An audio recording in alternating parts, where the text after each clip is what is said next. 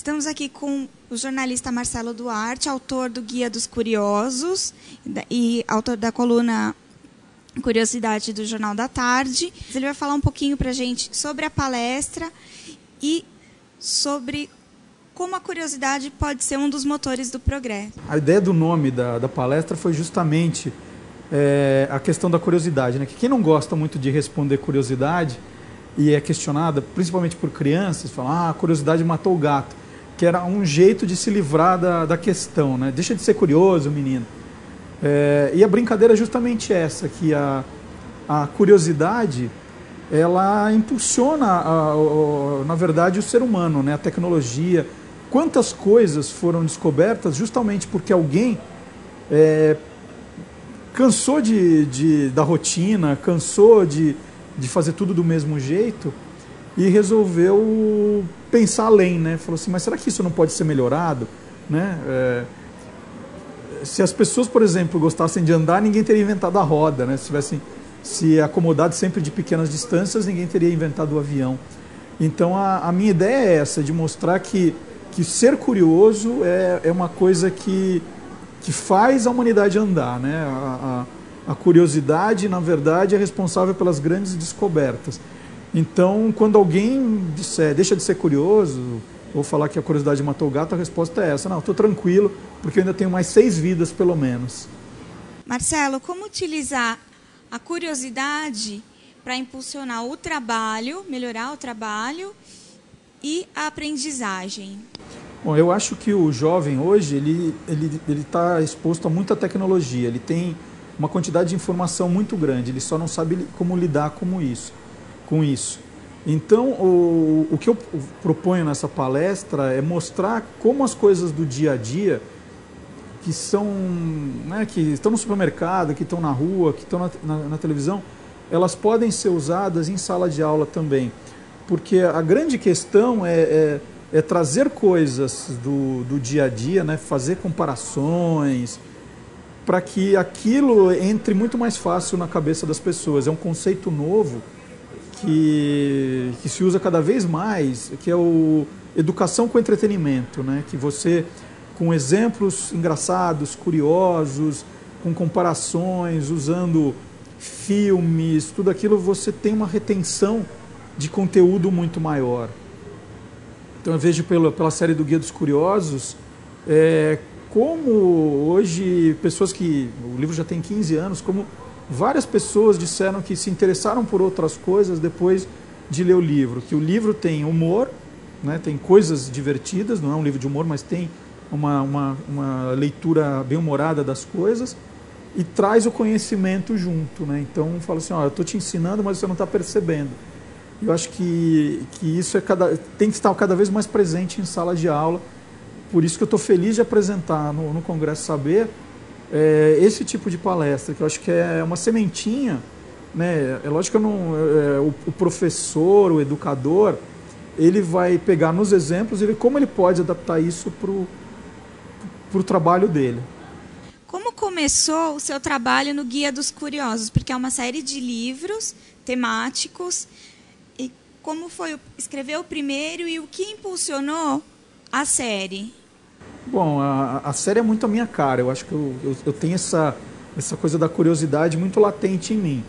E como eu sou jornalista, então eu tenho que transformar minha curiosidade em uma coisa profissional.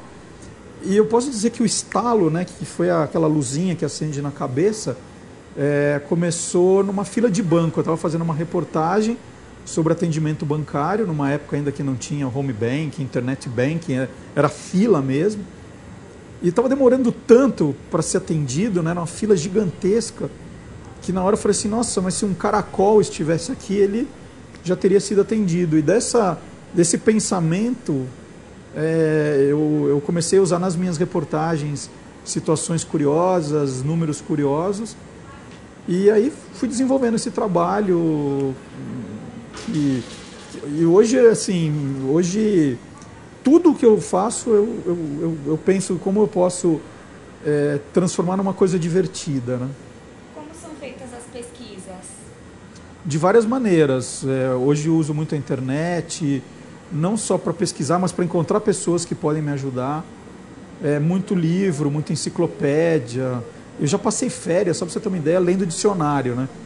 Todo mundo na beira da piscina do hotel, lendo seus livros, e eu lá com o dicionário, procurando palavras, quando eu fiz o Guia dos Curiosos de Língua Portuguesa. Então é de muita leitura, muito conhecimento. Eu leio muito no final de semana, muita revista, procuro estar atento a tudo que está acontecendo.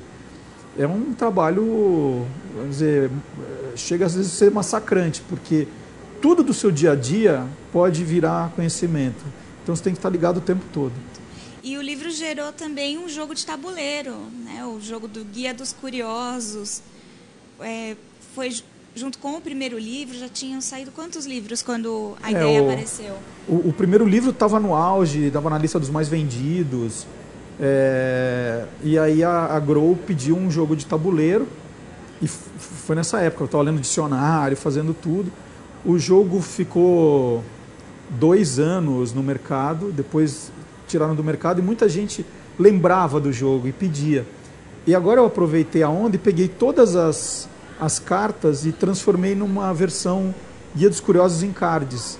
Então eu acabei de lançar uma caixinha que tem nas livrarias, que tem tudo que tinha no jogo ali. Então é uma versão compacta daquele jogo, que era uma brincadeira muito engraçada, que eu pegava palavras que estão no dicionário, que a gente nem imagina o que seja, justamente para a pessoa tentar imaginar o que poderia ser. Então também, mais uma vez, é o conhecimento de um jeito divertido.